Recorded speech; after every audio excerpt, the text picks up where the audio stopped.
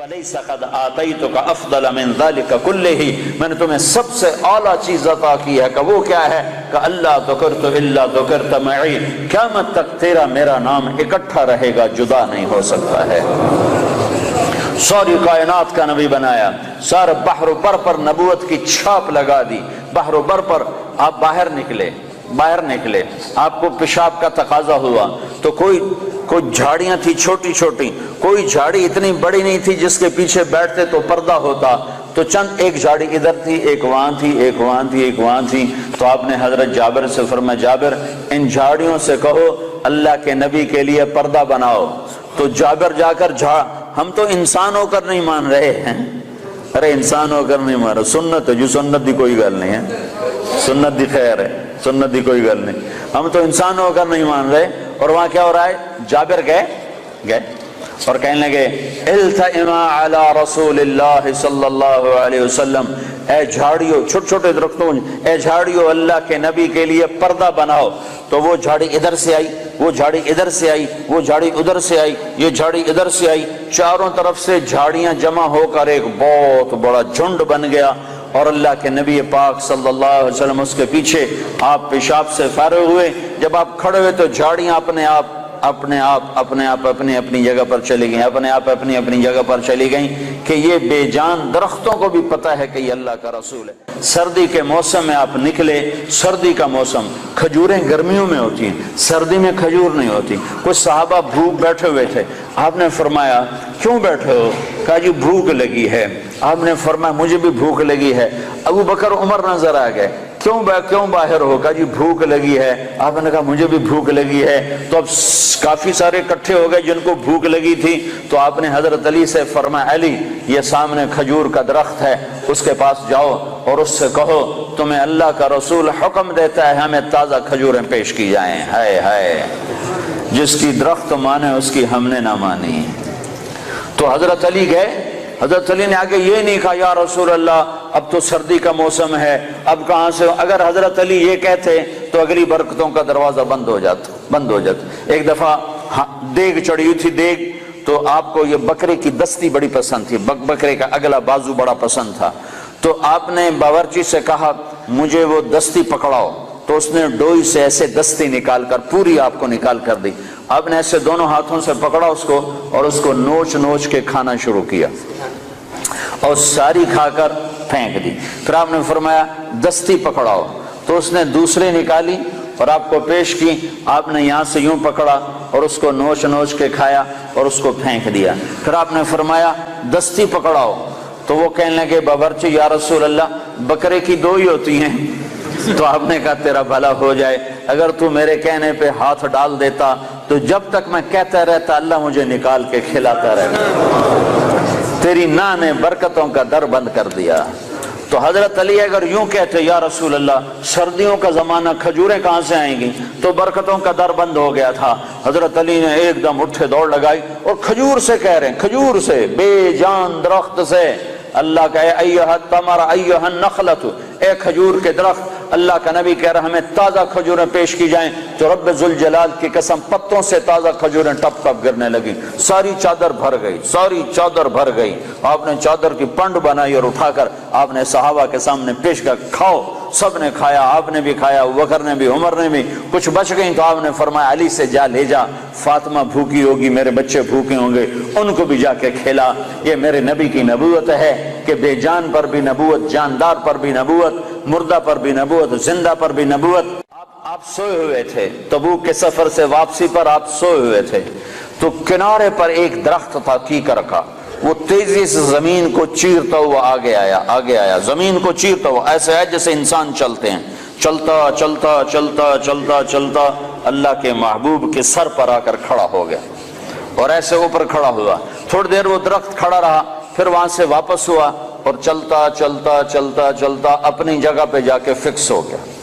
جب آپ کی آنکھ کھلی تو حضرت انس نے عرض کی یا رسول اللہ وہ جو درخت ہے وہ اس طرح آیا، آپ کے سر پر کھڑا ہوا اور پھر واپس چلا گیا، یہ کیا چکر ہے؟ تو آپ نے درخت کو یوں دیکھا تو آپ نے فرمایا یہ درخت مجھ سے دور تھا، یہ میرا دیدار کرنا چاہتا تھا، تو اس نے اللہ سے درخواست کی یا اللہ تیرے نبی کا دیدار کرنا چاہتا ہوں، تو اللہ نے اس کو اجازت دی، تو وہ وہاں سے چلا اور آیا اور میرا دیدار کر کے واپس گیا۔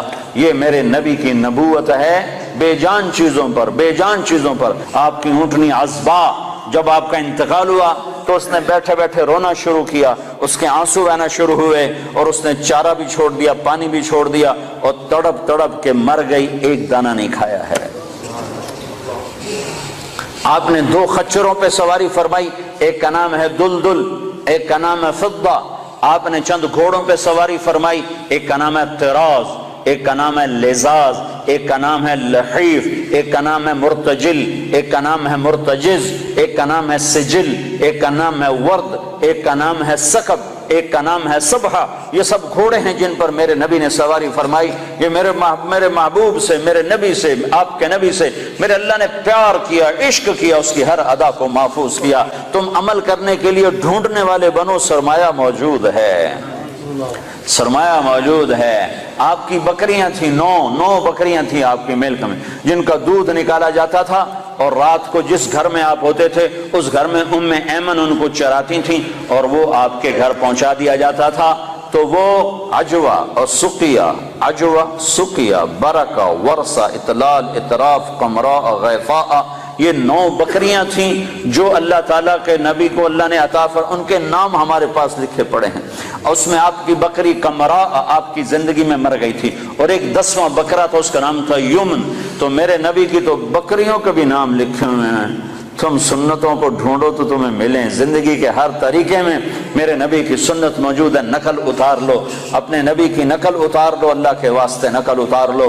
آپ نے اونٹ پہ سواری فرمائی، اس کا نام ہے عسکر۔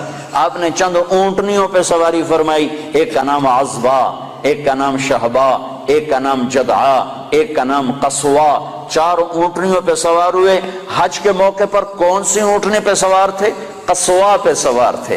آخری خطبہ کس اونٹنی پہ سوار ہو کر دیا؟ قصوا پہ سوار ہو کر دیا۔ 11 تاریخ کا خطبہ کس اونٹنی پہ سوار ہو کے دیا؟ جدعا پہ سوار ہو کے دیا۔ اس حد تک تفصیل میرے رب نے لکھوا دی۔ آپ نے 2 گدھوں پہ سواری فرمائی، ایک کا نام عفیر ہے، ایک کا نام یعفور ہے۔ جب جنگ خیبر ہوئی اور خیبر فتح ہوا اور مال غنیمت آیا، جانور آئے، تو گدھے آئے۔ ان گدھوں میں ایک گدھا آگے بڑھ کر کہنے لگا، یا رسول اللہ، اللہ کے نبی سے بات کرنے لگا، یا رسول اللہ، آپ نبیوں میں آخری نبی ہیں، کھوتے نو بھی پتا تے بندیاں نو کوئی نہیں پتا۔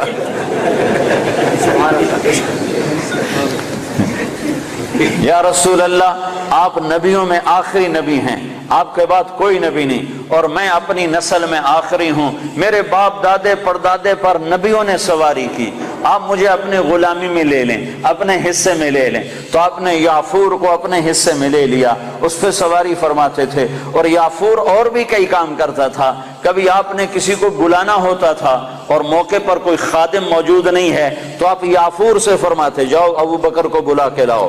تو یافور دوڑ لگاتا، وہ جا کر سیدھا ابو بکر کے دروازے پہ ٹکر مارتا، ٹھا، اللہ اکبر۔ تو وہ آدمی گھبرا کے باہر نکلتا کہ ٹکر کیا ماری؟ آگے دیکھا تو یافور شریف کھڑا ہوا، تو پتہ چلتا کہ اللہ کے نبی نے بلایا ہے۔ یہ یافور تھا۔ جس دن آپ کا انتقال ہوا اس دن یافور مدینے کی گلیوں میں روتا تھا، چیختا تھا، بھاگتا تھا، چیختا تھا، بھاگتا تھا۔ آخر اسے صبر نہیں آیا اور ایک کنویں میں چھلانگ لگا کے مر گیا کہ اب نبی کے بعد میرا جینا بھی حرام ہے۔ اپنی زندگی کو حضرت محمد صلی اللہ علیہ وسلم کے طریقوں میں ڈھالو۔ یہ تبلیغ ان طریقوں کو سیکھنے کی محنت ہے، یہ تبلیغ ان طریقوں پر جان دینے کی محنت ہے کہ اللہ کے نبی پاک صلی اللہ تعالی علیہ وسلم، یا ابا سفیان جئتکم بکرامت الدنیا والآخرہ، ابو سفیان میں تمہارے پاس دنیا اور آخرت کی عزت لے کر آیا ہوں، دنیا اور آخرت کی کرامت لے کر آیا ہوں۔ اس کو بھائیو، آج تک جو اس میں کمی ہوئی، کوتاہی ہوئی، اس پر اللہ سے معافی مانگ لو، توبہ کر لو، اللہ کے دربار میں جھک جاؤ، اور آج کے بعد وہ کرو جو اللہ چاہتا ہے، جو اللہ کا نبی چاہتا ہے، جو اللہ کا رسول چاہتا ہے۔ اللہ کا نبی ہمارے لیے بہترین شفیع ہے۔ آپ کے بغیر جنت کا در نہیں کھل سکتا، جنت کا دروازہ نہیں کھل سکتا، حساب کتاب شروع نہیں ہو سکتا، آپ کے بغیر مقام محمود نہیں سج سکتا۔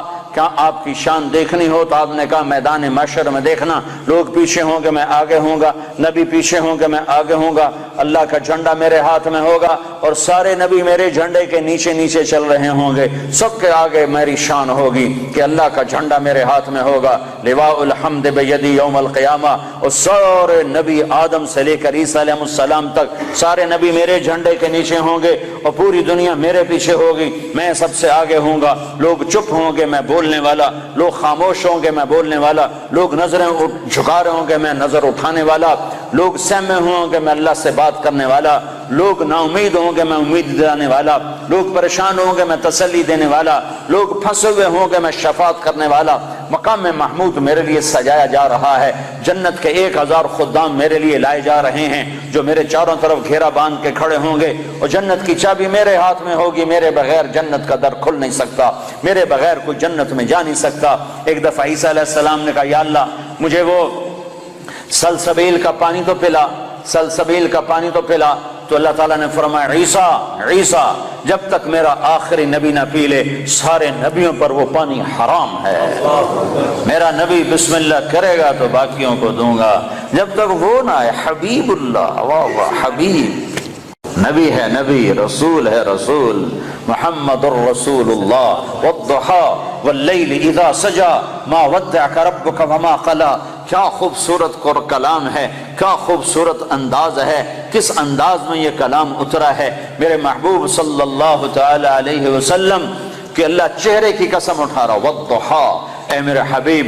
مجھے تیرے روشن چہرے کی قسم، وہ چہرہ کیسا حسین ہے جس کی میرا رب قسم اٹھا رہا ہے، اے میرے حبیب مجھے تیرے روشن چہرے کی قسم، واللیل اذا سجا، مجھے تیری سیاہ زلفوں کی قسم، ما ودعک ربک وما قلی، میں نے تمہیں بالکل نہیں چھوڑا، میں تم پہ ناراض نہیں ہوں، وللآخرۃ خیر لک من الاولی، دنیا مختصر آخرت باقی، تجھے آخرت کی بادشاہی دی ہے، ولا سوف یعطیک ربک فترضی۔ یہ آیت آپ کی شان میں سب سے بلند ہے کہ ساری دنیا سے اللہ کہتا ہے مجھے راضی کرو، ساری کائنات سے کہتا ہے مجھے راضی کرو، بحر و بر کے انسانوں سے کہتا ہے مجھے راضی کرو، فرشتوں سے کہتا ہے مجھے راضی کرو، نبیوں سے کہتا ہے مجھے راضی کرو، رسولوں سے کہتا ہے مجھے راضی کرو، جنات کو کہتا ہے مجھے راضی کرو، ہمیں کہتا ہے مجھے راضی کرو، شہداء سے صدیقین سے مجھے راضی کرو، اور خود کیا کہتا ہے، خود کیا کہتا ہے، وَلَسَوْفَ يُعْطِيكَ رَبُّكَ فَتَرْضَىٰ، اے میرے محبوب ساری کائنات مجھے راضی کرنے پر ہے، میں تجھے راضی کرنے پر ہوں، میں نے تمہیں راضی کرنا ہے۔